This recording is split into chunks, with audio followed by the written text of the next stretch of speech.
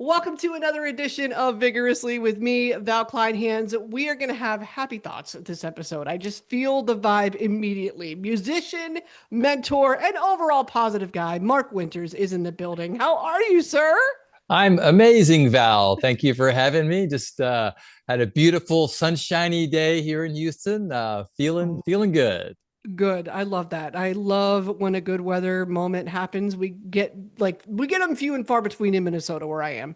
Sometimes it's a good day, sometimes it's like we can pass Uh, on that. I feel yeah.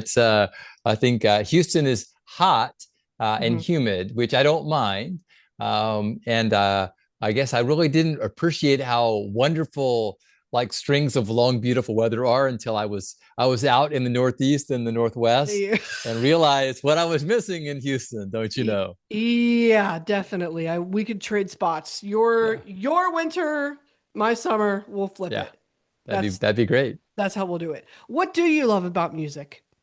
You know, music, it makes me feel, um, I call it a potentiator, right? Whatever I'm feeling, it makes me feel more of it, right? If I can just Mm. find the right track or the right, piece of music to go along. If I'm studying, I feel more intense. If I'm surfing or rollerblading, I get more into what I'm doing. It's just, to me, it makes me feel more. It's like it adds to everything. Yeah, makes complete sense. I think it adds on to any emotional connection that you find to it, and all of those emotions look and feel and sound different as well. You're specific about all the different sounds that you love, and I'm talking about your influences. I read John Mayer, I read Tom Petty, I read Jason Mraz. Why those three specifically? Yeah, so I learned to play guitar playing John Mayer songs. So, Oh, okay. hey, nod out to John Mayer. I think I love his bluesy rock vibe. I love the way he approaches solos and chord progressions. I'd say, so that's kind of the John Mayer-ish vibe for me. And then I think he's a bit quirky with his rhythms too, which I really Mm. appreciate. Like Neon has its own vibe to it. And then, I would say, Tom Petty, he just, yeah, I think my grandparents liked him. It just, he's got, he's got an ability or had an ability to simplify things, right? Which I admire because I typically make things more complicated. And so, he's kind of like, free falling. What a simple bit of lyric, but oh, does it make you feel great, Hmm. or running down a dream, right? So yeah, I love his way with words, I guess. And then, um, Jason Mraz is just, I don't know, he's probably the closest to me, you know, inherently positive, kind of upbeat person. If you've watched any of his live performances, he's really amazing and generally shares so much of himself with everyone. Hmm.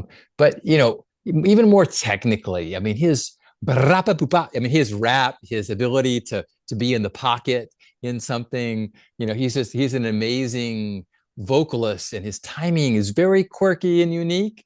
Um, so yeah, I love it when he's with his bongo dude, right? I'm not sure Oh. the name of that dude, right? Or who he is Yeah, singing yeah. those harmonies back there. That's the ultimate.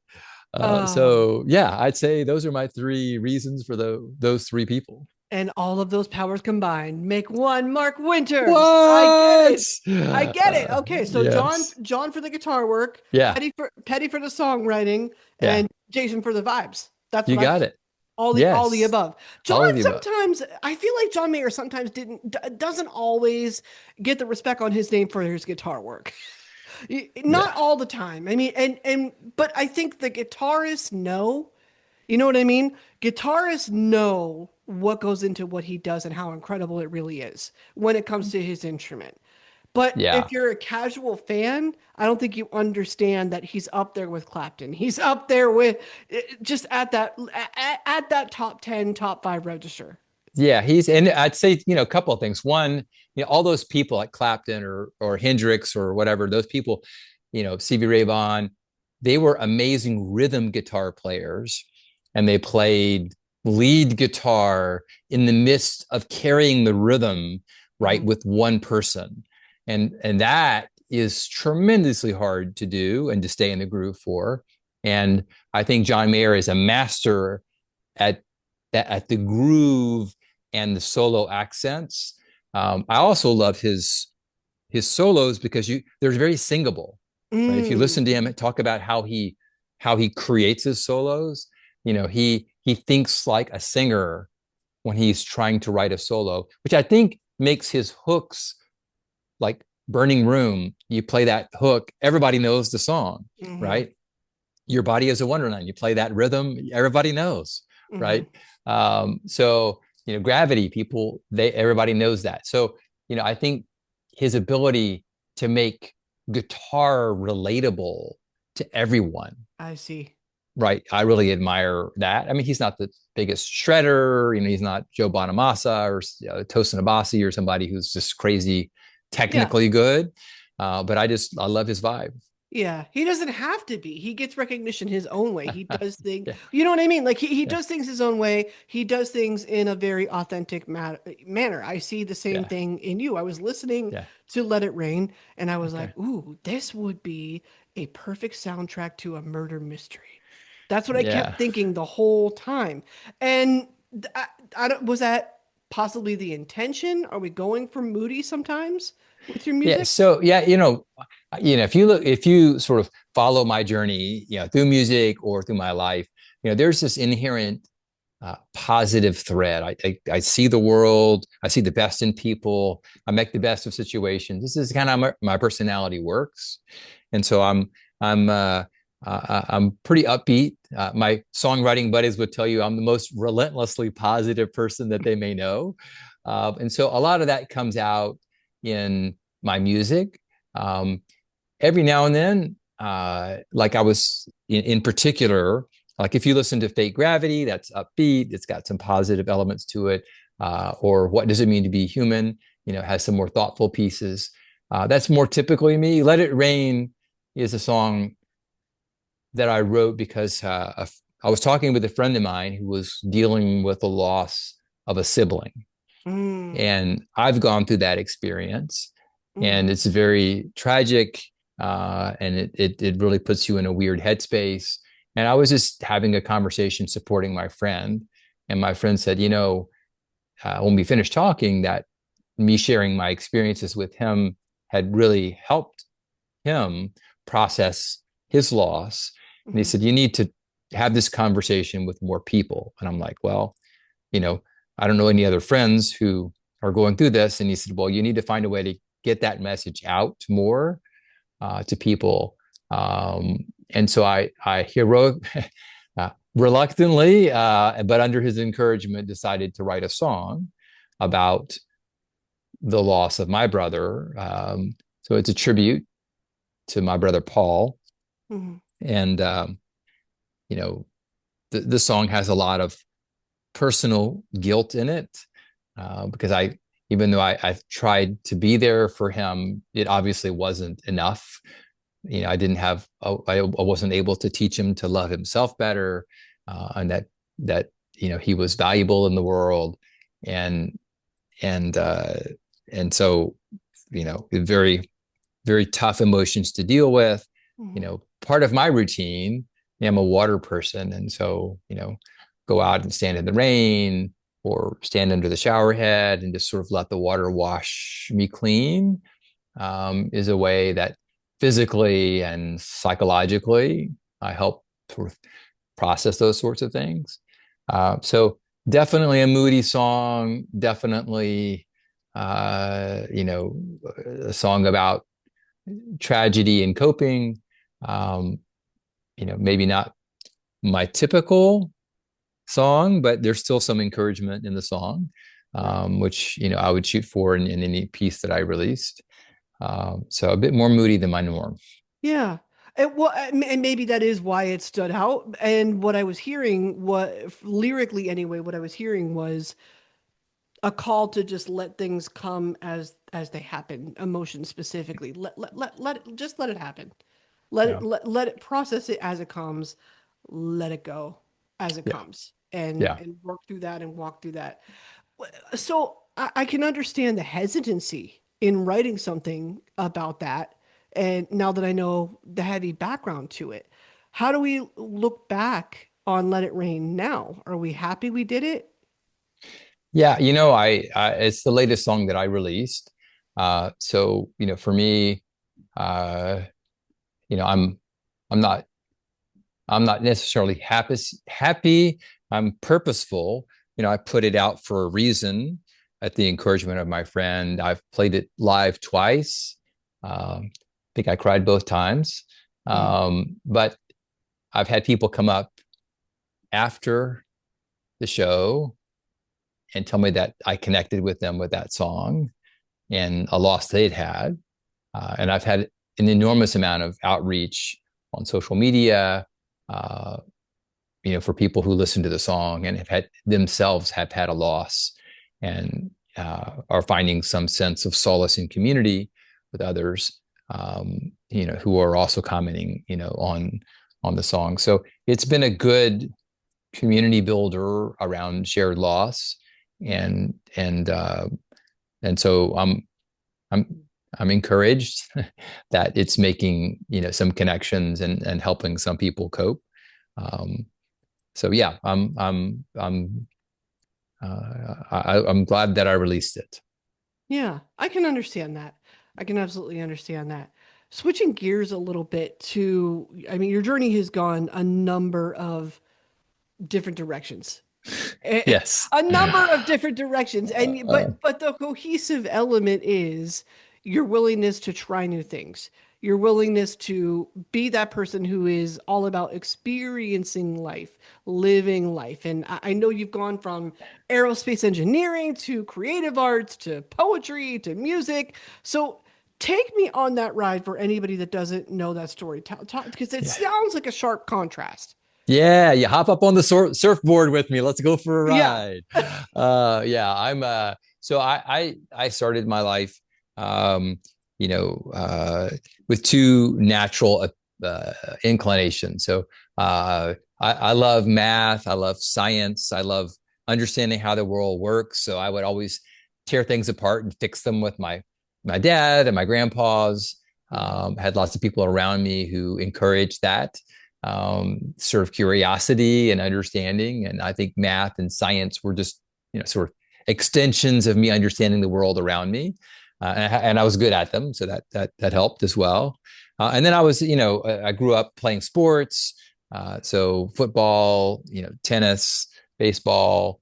Um, I had always had a natural affinity, for sports as well. And so that was kind of the majority of my youth, growing up, just you know playing sports and studying math and science and just sort of enjoying my friend group, and that led me into college to study aerospace engineering, um, and I love the field of computational fluid dynamics, which is applied physics in usually in a fluid like a air atmosphere or liquid where objects are moving around like airplanes or helicopters or boats.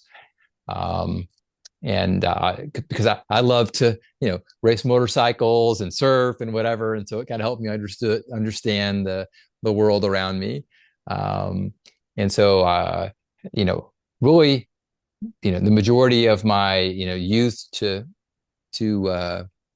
adulthood was sort of on that track. I had these two little small, you know, uh, little drops of energy into the water that created some artistic ripples for me. Oh, Um, okay. so one of them was my grandmother, who, when I was a young boy at her house in the summer, uh, uh, she taught me to write poetry. It was Hmm. one of those weird things where I just found myself odd. I just remember oddly sitting in her sewing room when I was 5, and I just had completed, writing a poem, and I didn't remember writing it, and I didn't remember how I got there, but I remember it was about lilies, and I remember being, very happy with myself for creating the poem and reading it to her. Mhm. Um, and so this little artistic thread is sewn into my life um, as a young boy. And my grandma and I were poetry pals for my whole life, just sending each other poetry from time to time. Every now and then I'd write a poem for my friends, which is kind of weird for them to see me write a poem because I'm like Is not, it? Or would they expect that from you? they would not expect that from me because I was like, you know, I'm the athlete. I'm the Ah, engineer. I'm not doing. okay. I sat down and read a poem to them. They're like, that's kind of weird, Mark. Okay, thank you. I think now let's go. Play racquetball, right? Uh, so, um, just these weird bits, and then you know, uh, I'm I'm I'm around 2011, Mhm. and I'm like, okay, I I really would love to do something musical in my life, Mm. because music always moves me. It potentiates every mood, like you said, emotions, whatever. It sort of expands my experiences, and so I should do something musical, right? I've always wanted to do something musical, and so I put it on my list to do, and went and bought a guitar and played a song for my wife for our anniversary. Mhm. And, Val, the emotional connection I got singing a song to somebody, looking in her Yeah. eyes was just like next level. It just lit my soul on fire. She had to have loved it Yeah. too. Yeah, Bonus points. yeah, bonus points, check. Uh, and so it just, I wanted more of that. It's like a drug, right? I mean, Mhm. oh my God, I gotta learn the thing, right? Mhm. And so I became obsessed. Mhm. Um, got to learn. A lot of my engineering thought process helped me sort of break it down and start learning. I put a little group together and uh, wanted to play a show as a band and just sort of started learning, right? Mhm. And and as I got around 2017, 2018, so whatever, 5 or 6 years to put the group together and play a few shows. As we started getting together more often, I started enjoying it more. I started changing the lyrics to Mhm. songs that I was singing. Okay. So brown eyed girl became blue eyed girl because my girl's got blue eyes, Ah, right? okay. Or other things that I would, like John Mayer's Waiting on the World to Change. Like, I would change it to, you know, instead of, why are we waiting? Let's go make a change, right? Let's go make a Mhm. change. So Mhm. I would start changing the lyrics, and people would some people will get annoyed with me, like because it changes the intent of the song. I'm like, well, yeah, because I want to say something different. Well, write your own song then, Mark. And Uh, ta-da, but there it is. There it is. I think ta-da! that's what you're getting at is Yeah, this is where the songwriting comes in. yeah, You're already starting to subconsciously do it. Now you're yeah, completely doing it on your own. yep, yep. So that led me to this sort of, just this exploration. Val, I didn't Yeah. realize it was going to create such a. I'm going to call it a connection. The creative sides of my brain were separate and Hmm. out of balance, and now they're in balance. And songwriting is sort of my balance point for that, Hmm. right? And so then I started on the journey to learn, music theory and and learn music recording and to learn to you know be more purposeful about learning my guitar and singing and playing piano. Um, and writing music. What did I had so much to say. I mean, I have so many poems in the morning that I write. You know, which one do I pick? Which one do I write? What's my voice? What style am I? Am I a rock band? Like if you listen to some of my early work, right? There's a song called "The Plunge," right? It's a pretty heavy song. It's about a fun topic, but it's a pretty heavy song. Rock. Hmm. It's a rock song, right? It's got Hmm. big drums in it and whatever. And then there's some super simple.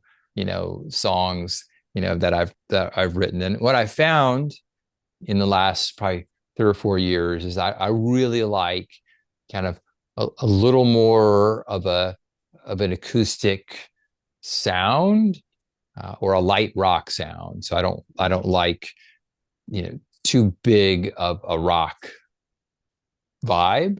Mhm. And so I put an album out called Acoustic Me that kind of has my live sound feel to it. So light percussion, a couple of acoustic guitars, maybe some bass, maybe some light electric. Um, and that's my live sound, and that's what I love to do. Um, and I think the songwriting, journey, I've started to find more. I'm writing more often. A couple of friends of mine told me you need to write 200 songs to really find your voice, And we're still right? working on that. Yeah, so I've written Got it. probably 150 songs now. Oh, So hey, I'm you're pretty almost close, there. and Yeah. I'm feeling like I'm finding my voice. Yeah, Good. Let's rewind a little bit back to 2011. You're yeah, starting to get into it. You're yeah. starting music. You're starting to get into music. You're a full-blown adult at that point. And What? Yeah, what? But and what I'm getting at is a lot of musicians I talk to, they start as children. They start learning their craft as children. Your story is a little bit different. So walk me through what that was like picking it all up as an adult. yeah. Your brain goes, "Oh my God, what is Yeah. that?" It's like you don't have uh, you have no basis, Mm, right? Like, uh, okay, if I get on my skateboard, right, and I learn to skateboard, and then mhm. I pick up a snowboard, okay, it's not the same thing, but there's a lot of crossover skill that you get, right? Okay. And so over time, you get this stack where it makes it easier to go surfing then, and easier to do anything else that's on a board, right? So for me, I had none of that in music. I had squat, Right. no, no, no, nothing. And so I sort of go from, uh, I'll say it like this. It's like everybody sings happy birthday, right? And so your mind singing happy birthday isn't really syncing melody and timing. It's sort of Mm, this rote thing, right? Do you remember the lyrics or not? You're muscle not really memory, think, kind of. yeah, yeah. But you're and you're not and you're singing with other people, but Hmm. you're not harmonizing. You're not, singing in the same key. You're not aware. Your brain is not aware. And Hmm. so those neurons don't, those synapses don't exist for you. And so for me, that's where I started. I thought, okay, I'm gonna start singing and playing. It's like, okay, what is a note, right? What's frequency? What's a scale degree? What's chord? You don't know any of that. And so Hmm. you're just sort of, bumbling along, and your brain's trying to form these synapses. And so for me, I started, uh, just by rote, like, oh, I like that song and I know what it sounds like. Let me go on Ultimate Guitar and Yeah, and get the well, look, tabs. yeah, get the Figure it out. tabs and start doing the thing, right? You don't know why you're doing the thing. You're just doing the thing, right? And so you're kind of just doing the thing by rote, by rote, by rote, by rote. And Hmm. I found that was fun. I love playing the wah pedal, and let me get into some Frampton or whatever. I mean, that's all good, right? So I'm doing my thing, and I find, um, that as I think about starting to compose, I realize I don't know anything. I can Yep. I can play a solo, I Hmm. can play a song, but I don't have no clue, I have no context, Hmm. right? And oh, by the way, I've learned the melody to the song the same way. I've learned to sing just by singing it 100 times Hmm. along with the track and not really understanding what I'm singing. And so I had to go through this period, right, of I'm not doing it by rote anymore. Hmm. I'm actually trying to understand what I'm doing. And so I think that, Val, you have to, as an adult, it's a weird feeling to be terrible at something, Yeah. because you've kind of gone through all of that as a kid. And so now Right. you're like, okay, whatever I'm doing, I should be reasonably good at. I'm good at driving. I'm good at this. I'm good at that. Right. Um, And so there was a whole lot of of introspection. I had to say, okay, uh, it's okay, uh, be terrible, right? Because you got to learn, Yeah. right, to be less terrible, and you have to keep that in mind. And at some point in time, you will have put the time in enough for you to be, competent. Right. Um, and so tough start, but I'm a pretty brave person. I don't mind making an idiot of myself. So, I got over it and got in the learning mode, right? Which is where you need to be. Yeah, that sounds especially humbling. It's It it really is a is. it is especially humbling, and I mean, you make an interesting point when you're like, "Oh, hold on, I'm doing this as an adult. I'm also compared to the standards of other adults." And Yes. some of them don't know my background. They don't know that I'm still relatively new to the craft. But you're tuning out all that excess noise anyway, and you're still doing it. Yeah. What was it that was keeping you holding on? You know, when I put my mind to do something, right, I'm pretty tenacious and I deal with, rejection well. Mhm. But it was the hardest thing to deal with rejection in a performing art. I'd never had to deal with that before.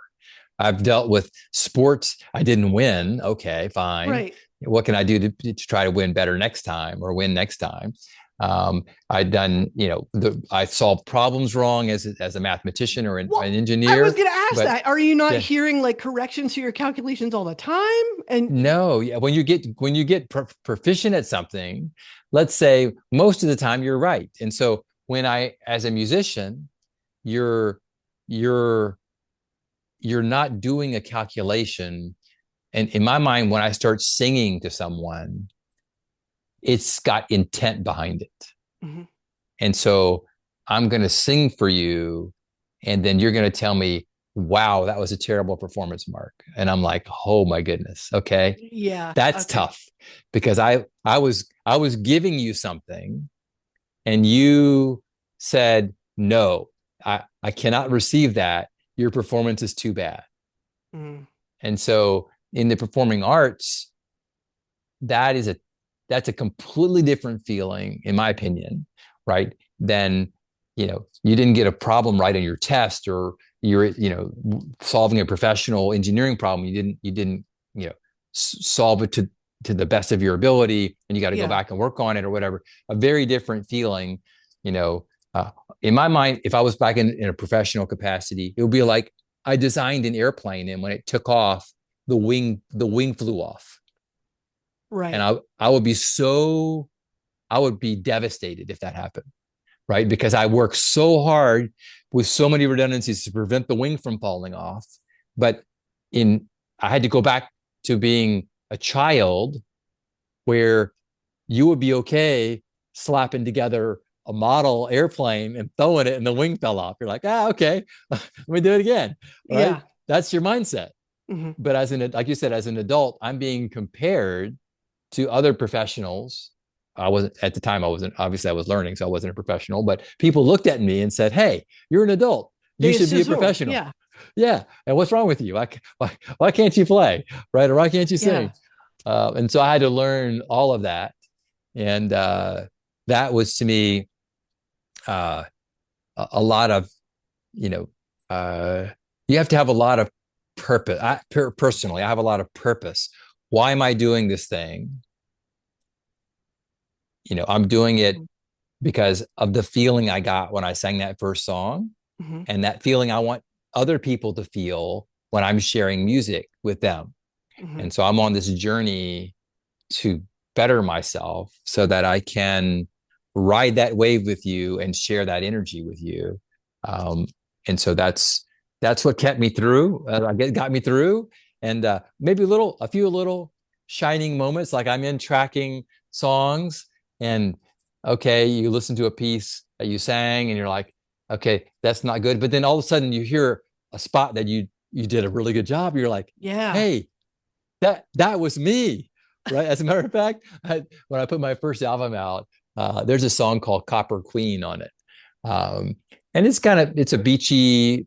It's got a little bit of a poppy vibe to it. It's got this really cool slide solo I play in and whatever. But it's got a little more of a, a pop sensibility, right? As the way, as far as the melody, and it's up pretty high when I'm singing. Um, and when that song came out, it's one of my more popular songs from that Slipstream album. Um, my friend uh, called me up and said, "Sing that to me on the phone. That's not you." Ah, and you're like, I will show you. I will Dude, show I you. belted I, it I out, will and let he's you like, know. "I stand corrected," right? He just he did what it wasn't expected, right? And so Yeah. every time you get a little moments like that, and you're like, okay, I can do this. I got it. So it doesn't sound like there was, or maybe there was, correct me if I'm wrong. Was there ever a point where you said, aerospace engineering to music, one sustainable, one stable, one may or may not be? That's always up, that's always up to question. Were you ever concerned about that? Yeah, I think uh, I think that's the economic concern, right? Obviously, you earn a professional wage as an aerospace engineer. Mhm. Um, I had a little bit of business background as well, so I had some knowledge and such around business. Um, looking at music, I'm easily able to put like my investor hat on around the music Mm. project and say, Mhm. okay, you can go be a creative, you can do all these things, but what is the path to I love the word you chose, sustainability, right? What is the path to sustainability? And I read a lot and I listened to a lot of podcasts, watched a lot of YouTube videos around the topic. And for me, understanding that, you know, uh, live music is a big part of the Mhm. sustainability of an act today. I see. Um, and there's a path to do that. Um, you know, it's great to be, to have millions of followers on TikTok, but that doesn't, pay the bills, right? Mhm. Um, it's great to have a million streams on Spotify. That doesn't pay the bills either. A billion streams maybe, but a million, no. And so for me, just being real with myself, right? What's a realistic expectation for me to build a project? How long does it take to do that? What are the experts who've done it lots of times, labels and other Mm. people tell Mhm. me, right? And so I made a plan with my wife around the sustainability part to say, okay, it's going to take me X amount of years to do these things. And here are some milestones in that journey that I can keep an eye on to say, okay, either we're on track or we're off track. And if we get Right. off track, how long do we have to recover before we have to figure out, what's plan B, right? Which says Yeah. maybe I go back to doing something else, right? Yeah, that makes so much sense. I was gonna ask this. I'm not anymore because I think I just got the answer. But I was gonna ask if you ever felt the analytical side competed with your creative side, and what it did, what the analytical side, it sounds like does for you, is help you further your dream. You're analyzing whether something is or is not a good investment, and then making choices to further this thing that makes you happy as you go forward. You're using it to your benefit, is what I'm hearing. I think yes, uh, and I think it's kind of unfair today, Val, that to be an artist. I've seen so many stories of people who are immensely talented, hardworking, right? But there is no support for an artist until you're up and running and playing, yeah, lots of mid-sized shows, right? You got to be playing maybe 500 seat venues 100 times a year Mhm. before the managers and the agents and all those other people are interested in working with you because there's just not enough money Mhm. right before that. And so uh, I think it's a bit, today you can be discovered, so you can go viral, and that could be super helpful to put you way ahead in the whole journey to go play live shows. But you don't have support and analytical support is one of those things. And so I think you're right. Yeah. My analytical Strategy. side really helps. The strategy side really helps me be thoughtful. I wish it was someone else, because Yeah. I got to talk to myself, right? Like, hey, you, right? And so I wish there was someone uh, who could could be the sounding board on that side and take over I'm going to call it the artist management role for me, so I could be more creative more often. Um, right now, I have to balance my time around, you know, my own creativity and performances and the whole and the logistics and business elements of running an act. But that hopefully over time that will continue to my act will continue to get traction, and at some point I'll find the right person for that, and Yeah. I'll be able to do less of it. Yeah. The right person is definitely going to be who I know you've referred to as curious humans. So Yeah. anybody that's looking to explore, anybody that's just looking for a good time. So what do you think that your fans are likely curious about that you're providing the soundtrack for? Yeah. I would say, uh, for me, the soundtrack, or the experience you might get if you're out in a live show environment with me, or listening to my tracks on Spotify, I hope you take away some of the wonder I see in the world, and some of the ways in which you can look at a situation and maybe see a little bit of extra positive energy in the situation that might help you be a little kinder to yourself or to someone else. I think there's, I think and when I talk to my friends, I think it's easy, to see all the setbacks and the negative energy coming at you, right? And if you have a friend who can just put their arm around you a little bit, right, and say, "All right, we're going to get through this," Hmm. right? And here's a direction we can go. For me, I think that's the soundtrack of my life. How can I help other people, find that extra positive energy in their life?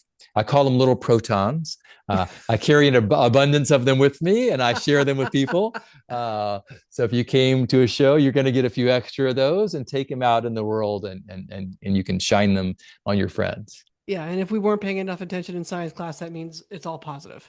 All positive. Yay! Look at All you, positive. Val. Okay. Like Yes. I'm remembering. I'm going back to school today. I love it. So, but you believe there's power in that vulnerability. I hear that. That's immensely obvious. Yeah, yeah. I think people hearing, other people's experiences. I think that's part of the wonder of music, right? I can write a song that captures this emotional moment, right? And I can sing it to you, and you can feel the moment that I felt when I was writing it. Wow, how Mhm. where can you do that? I mean, well, you need a brain transplant to do that Yeah. with somebody because that's the only other place that you could do it, right? I mean, it's like it's a phenomenal medium, right, for sharing emotion. I just love it. Does vulnerability help create a better song? Do you walk away like from those sessions where you feel you're at your most vulnerable? Do you walk away from those feeling like, man, that was some of my best stuff? I think, uh, ooh, so there's a difference in vulnerability and authenticity in my mind. Okay. And so I would say, uh, I can sit down and we can write a song and it can sound like a pop song or a professional song, but it has no feeling, Mhm. right? And so I find I do my best work is when I'm being really authentic. Like, what did I feel? Um, you know, uh, like, okay, we'll take my song, Fake Gravity. Um, I wanted to write a nerdy little love song for my wife, and I wanted to be boppy, and I wanted to. That's the realness of it, right? And I wanted to put just enough science words in it where it's fun and it's got this fun vibe, and so people hear it and they're like, "Man, what a cool boppy song! I love it. I love the nerdiness of it." Right? Okay, that was what I want. That's authentically me, Mhm. right? Or we talked a little earlier, about the loss of my brother, right? I got to I get down in that vulnerability or that Yeah. authenticity, right? What was I feeling? And am I courageous enough to say what I was feeling? And am I proficient enough in my writing art that I can make those words communicate the authenticity of what I was feeling? Was that your biggest concern? I was wondering that because I know you, for the obvious reasons, of course, you're going to be hesitant to write something that impactful and that Yeah. powerful and meaningful to you. But was the biggest concern getting it right? Yeah, I think it's the authenticity of it, Yeah. right? Because, hey, I'm a poet first. Words matter, intent matters, right? And I want when I deliver something, remember, that's the biggest,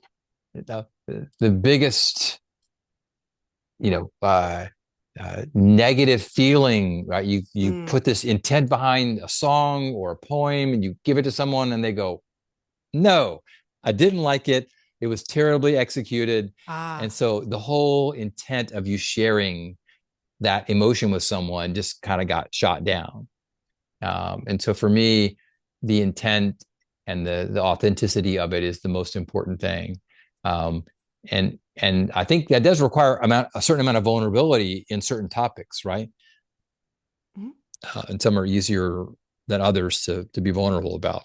Got it. The difference being that intent and the Yeah. diff and am I capturing the right feeling? Because I think if you know that you captured the intent the way you wanted to, you can sort of let any rejection go because at least on your side of the street, you know you did what you wanted. Yes. I see. Yes. And if I people said, "Oh, I got this," like I have a song called "What Does It Mean to Be Human?" It's about the human experience in the world of AI, right? And what are we oh, supposed to do, right? woo, Uh, yeah, that's a hot topic. okay, yeah. I bet people were like, okay, it may, your song was it made me think about AI. Um, some people listen to the song and they're like, oh, you know, are you telling us you wrote the song with AI? Well, no, if you actually listen to the song, that's not what it's about. So people misinterpret it, but for the most part, everyone gets it, right? It's like, okay, you know, AI keeps making our life easier and easier. What are we supposed to do? Right? Oh yeah, Yeah. we should be Yeah. skeptical and I think always Yeah. question. There's a Yeah. time and a place for it, just like anything else in Yeah. life. That's Yeah. generally how I feel. Yeah. And I'm with you. It's a tool. But anyway, so like the authentic feeling I'm trying to deliver, for the most part, I'm getting better and better and better at delivering Mhm. that feeling to people, right? And so when I get feedback from a song, it's I'm landing more and more on the mark, which makes me encouraged that I'm headed in a good direction. Yes, and it's just as important for you to translate that live. And Yeah. you're going to be doing that. Good Vibes Highway Tour on the way. We can't wait. Yes. It's going to be closer to most of us listening are going to be in the Midwest. So that's coming and it's coming soon. What do we need to know about tour? Yeah. So I'm headed. I've got a spring tour and a fall tour. So my spring tour, I leave in about 10 days. Mhm. I'm headed west and north.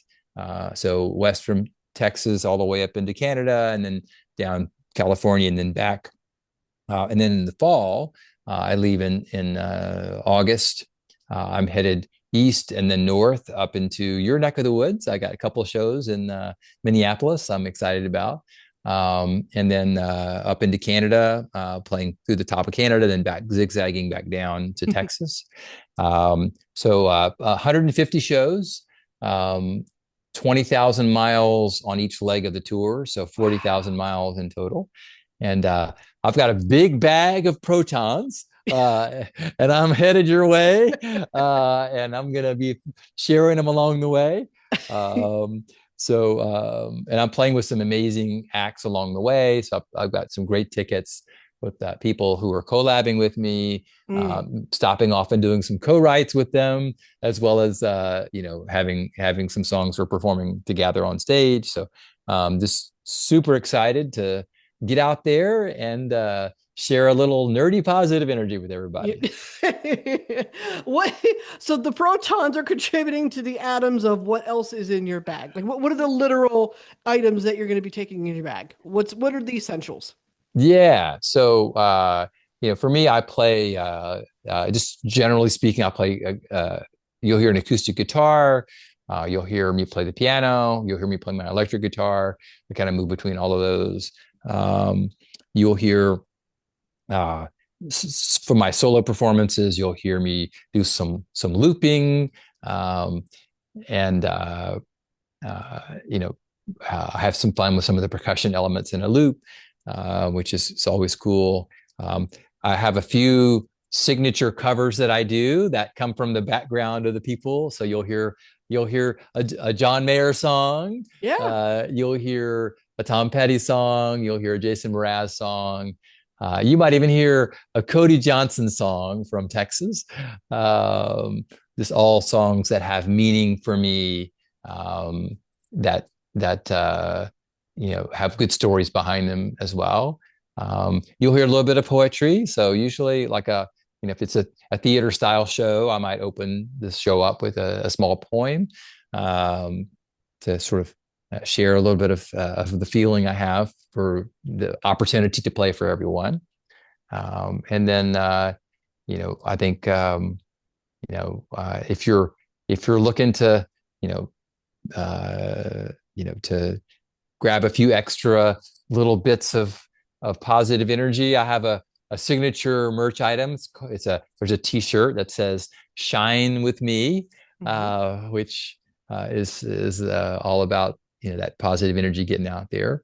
Um, so yeah, it's good. It's gonna be fun. It's gonna be a great time. I always have people leave. They leave smiling, and I think it's a great joy for me to connect with people. Yeah, and you laid it out. This tour is going to be extensive, and I know it's going to take some time, but I'm curious if there's plans for after it, or is there new music in the works for after? Yeah, so there's a new song coming out at the end of March. It's a song I love to play. I wrote it in Zion National Park. It's about staying in the rhythm with the people that you love. It's Hmm. called All in the Rhythm, so that you experience life at the same time. And so it's coming out at the end of March.